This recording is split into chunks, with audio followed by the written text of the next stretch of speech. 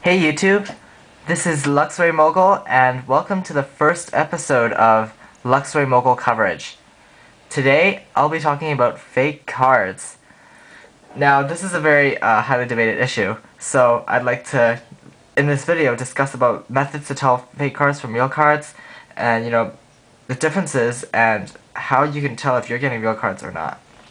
So there are three general steps that I'd like to use. These are some of the most common ones or some of the most obvious ones. There are lots of other strategies you can use, and these are just a couple of them. So, the first step in telling real cards from fake cards,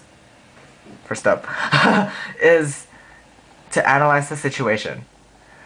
So, there are a lot of retailers who sell Pokemon cards, but there are some retailers that you simply just can't trust. Examples of these include night markets, street markets, things that you see for really ridiculously cheap prices. They're probably not authentic cards. I'm not trying to bash on any of these markets, they're great for other stuff, but for cards, it's probably not the best idea. Now, it's really hard to tell real cards from fake cards by just looking at the booster pack, because, some companies actually do a really good job in, making the packaging identical. So one of the good ideas is to try to check the packaging and see if it looks anything suspicious, like the packaging or the logo isn't centered or something spelled wrong, something like that, right? Now, this isn't a very good clue, so if you do want to buy cards from a place that you are suspicious of or have never been there before, unfortunately, you actually have to take a risk in actually buying at least one pack and opening it to see, because there is no other way to do it. So, alright, let's move on to step 2. Step 2 is called the duh moments. I call this the duh moments because these are the obvious things that you should look for or should be present in a booster pack. So, I got a booster pack recently from a night market, right? And, well, so the first duh moment is to check the number of cards. Because right now, as you can see, the HGSS and the black and white contain 10 cards per pack. As you can see, I counted up the cards in this pack, and as you can see, there are only 9 cards. That already starts to give you a bit of a suspicion that the cards probably might not be real. Now let's analyze the cards. As you can notice, there's a Luxray GL level X here, but I clearly bought a Heart Gold Soul Silver booster pack. So the rest of the cards are Heart Gold, but this one is from Platinum. Because, of course, as you are aware, that there are no level X cards in Heart Gold Soul Silver, but because they were replaced by Prime cards. So it results in 2 different expansion cards in the same pack, which doesn't give a very good impression that it's real. Alright, so now that we got that cleared up, I think, actually, one more thing. Before we get to the analyzing stuff, this isn't really an analyzing thing, but I got a Prime card in this thing too, but as you can see, it's not shiny at all. It's blank, it's like a photocopy card, but not a very good photocopy, because it has the regular Heart Gold Soul Silver border, and it's not shiny, it's not silver, like all the Prime cards are, and no holographic properties. It's just a solid card. So, that's how you can tell, because all Prime cards have silver borders. Alright, so let's get on to the analyzing. So when you open booster packs, so this is step 3 by the way, is to analyze the cards. This is the hardest part. When you open one of the obvious indicators is when you open the cards, there's a card trick that people use, right? To get the 3 cards, and then 1, 2, 3, and then send 2 cards to the back, right? This sends the reverse holo and the rare card to the back. But, as you can see, there's no holo and there's no rare. So the card trick fails. So that's obviously an indication that it's not already. And second, because I found this card at the top, which is impossible, because it's never on the top of the stack, because the rare cards are usually in the middle. Now, I'm going to do some card-to-card comparisons right now, to give you a look. Which reminds me, it's important when you go shopping for cards, it's important to always bring a real authentic card with you so you have a reference. Like, you know, card sizes, card color, you can easily see if you have a real card with you. Now, an important other thing for analyzing is that you actually familiarize yourself with the Pokemon in the Pokemon universe. Because there are, like, especially since the Black and White just recently released over 190 Pokemon, which boosts it up to around 600, like top 600 Pokemon. So, it's important to familiarize yourself with every single one of them, because when you buy a pack that doesn't have Pokemon characters, you instantly know that that is not a real pack. Like, I'm sure they won't refund it to you, but it's probably a cheap pack anyways, right? So, just don't trust them. I'm going to do some card comparisons now to make you have a look at the differences between real cards and fake cards. So let's have a look. Alright.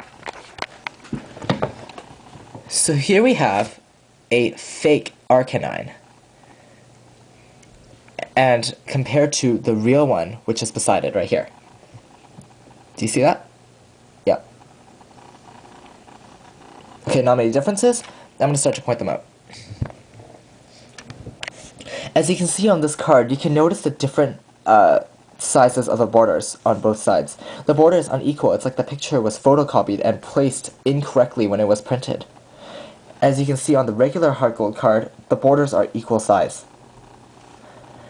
I don't know if you can see this correctly, but the font is also different for the Pokedex entry and the Pokedex entry. The font is, not only is the font different, but there's also some grammatical mistakes in the fake card. So obviously this wasn't edited. The other fonts are actually really similar, but unless you have a real card, you won't be able to compare these. But as you can see the hit point totals, you can see that this one is widely spaced out, like it's a more courier font compared to this one. Now, overall, you can see that the fake card has a darker color than the real card. So I guess they use different font pigments, something different that will change this color to make it darker than this one. So, not impressive. Let's look at the backs. So yes, always have a card handy when you buy cards from an unknown location. As you can see the differences in color between the two cards already. Now, I don't know if you can see this, but this one is darker in background than this one, compared to this one. This one's lighter. This is the real card. This is the fake one, and it's much darker in color. Like, especially notice, like, you know, the in-between spots here and here. It's much lighter. The real card is much lighter. Now you can see, once again, you can see the presence of the unequal borders. This border, because the card color is so dark, this border seems to blend in with this card. Something that this one does not have, because this one there's a distinct line. You can see where it separates, compared to this one, which does not.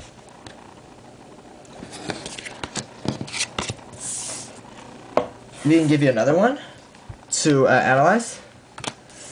And you can see that the colors are also different. This is the real card, this is the fake one.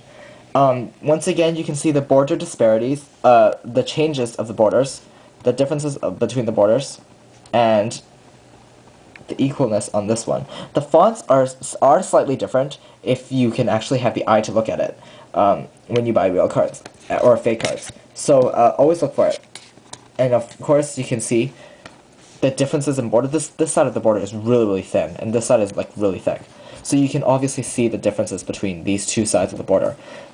All the cards in Pokemon have equal borders. They always do. So if you're analyzing your card and your borders are unequal, you can pretty much guess that the cards are fake already.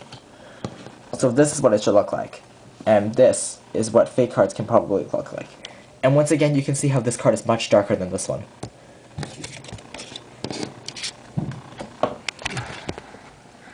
The last important thing that I'm going to be talking about is, of course, the holos.